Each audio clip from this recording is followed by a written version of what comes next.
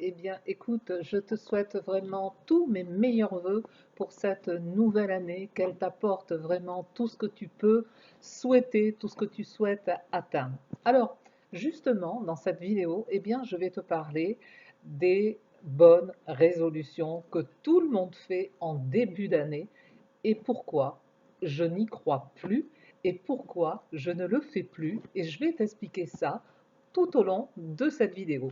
Donc, tu le sais, si cette vidéo te plaît, ben, n'oublie pas de liker et de t'abonner si tu veux recevoir donc toutes les vidéos que je vais te présenter. Alors, ici, tu vois, sur cette vidéo, c'est vraiment de ne plus faire de bonnes résolutions. Tu sais, au fil des années, eh bien, je me rends compte qu'il y a une forte pression par rapport aux bonnes résolutions. Moi-même, depuis très très longtemps, en début d'année, je prenais des bonnes résolutions et finalement, je ne les tenais pas toutes et je vais t'en nommer une en particulier. Une année, je sais plus, ça fait déjà pas mal de temps, j'avais pris la bonne résolution de faire du sport. Voilà, je voulais m'inscrire dans une salle de sport et de tenir ce rythme tout au long de l'année pour que je puisse en bénéficier vraiment au niveau musculaire, au niveau détente, etc. Et à l'époque, je travaillais en tant que salarié et je m'étais vraiment projetée à rejoindre ma salle de sport aux alentours de mon travail à 18h30. Donc je débauchais à 18h, donc ce qui était possible, ce qui était facile. Et du coup, eh bien, j'ai fait ça pendant quelques temps. Mais j'étais tellement dans une contrainte de temps, une contrainte familiale, une contrainte au niveau de mon espace personnel, que finalement, eh bien, cette bonne résolution, je l'ai abandonnée. Je l'ai abandonnée au bout de, je sais pas, 2, 3 mois à peu près, parce que je n'étais plus du tout en phase avec qui j'étais.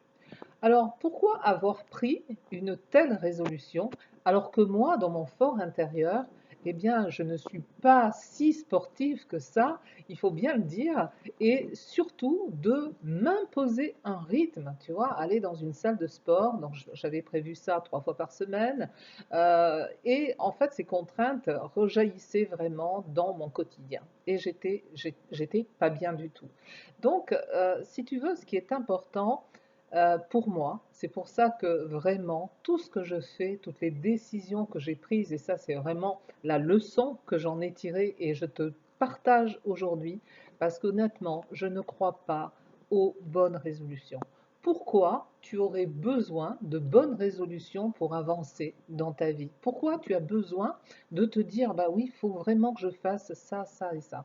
Ok, on le fait comme ça. Mais lorsque tu prends des bonnes résolutions, très souvent, eh bien, euh, tu oublies l'ordre, tu vois, tu oublies que ta bonne résolution puisse se réaliser dans un parcours atteignable, tu vois, où tu vas créer des étapes. Et ça, c'est vraiment en partie ce qui va t'empêcher de tenir ta bonne résolution. Parce que tu vas le faire par rapport à ce que tu souhaites, tu vois, par rapport à ce que tu as mis. Et c'est vrai que ça va vraiment engrammer donc ton programme. Donc pour ça, lorsque tu n'as pas besoin de résolution, parce que pour moi, lorsque je veux atteindre mon objectif, eh bien je le fais dans le moment présent. Je le fais dans le moment présent, mais parce que au préalable, j'aurais déjà planifié les objectifs que je souhaite atteindre dans mon année. Et pour ça, eh bien, tu dois pratiquer, alors j'en parle souvent dans mes vidéos, mais tu dois pratiquer le planificateur de la méthode SMART. C'est-à-dire que lorsque tu as un objectif à atteindre, peu importe qu'il soit, perdre du poids, arrêter de fumer, bon, bref, ce que tu souhaites, eh bien, tu dois créer ton objectif. Tu n'as pas de bonne résolution pour ça. Tu vois, si cette année tu décides de gagner plus, de sortir de ton stress financier, d'atteindre ta sérénité financière, tu ne peux pas le faire avec de bonnes résolutions, je te le dis honnêtement. Tu as besoin vraiment de construire ton projet étape par étape. Donc, il est très important que tu puisses utiliser la méthode SMART, comme je te disais tout à l'heure, parce que la méthode SMART te permet vraiment d'être dans le présent par rapport à ce que tu fais et qui va te permettre vraiment de construire ces étapes qui soient mesurables, tu vois, qu'elles soient vraiment atteignables pour que tu puisses atteindre ce que tu souhaites dans le temps que tu auras défini au préalable. Ça, c'est vraiment la méthode que je pratique tout le temps lorsque je veux atteindre mes objectifs. Ensuite, tu es dans le présent. Lorsque tu es dans le présent, tu n'as pas à construire quelque chose dans le futur. Non, tu le construis maintenant. Et en tout cas, de là où tu en es maintenant, c'est tout ce que tu as vécu dans ton passé qui te permettent vraiment d'établir ce que tu veux établir. Donc ça, c'est vraiment très très important. Et voilà la raison pour laquelle je ne suis plus du tout en phase avec les bonnes résolutions qu'on veut bien prendre en début d'année. Ça veut dire quoi? Ça veut dire que tout au long de l'année, tu n'es pas OK, tu vois? Donc, c'est vraiment ça. Donc, tu vois, c'est vraiment de savoir rester motivé. Donc, je t'ai donné la méthode SMART pour vraiment créer tes objectifs.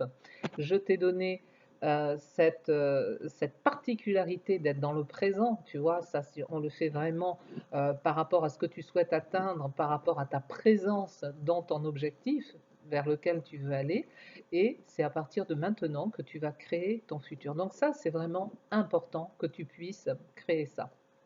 Et ma philosophie, tu vois, c'est ça, c'est être dans le présent et savoir se construire des étapes de croissance pour pouvoir atteindre ce que tu souhaites atteindre.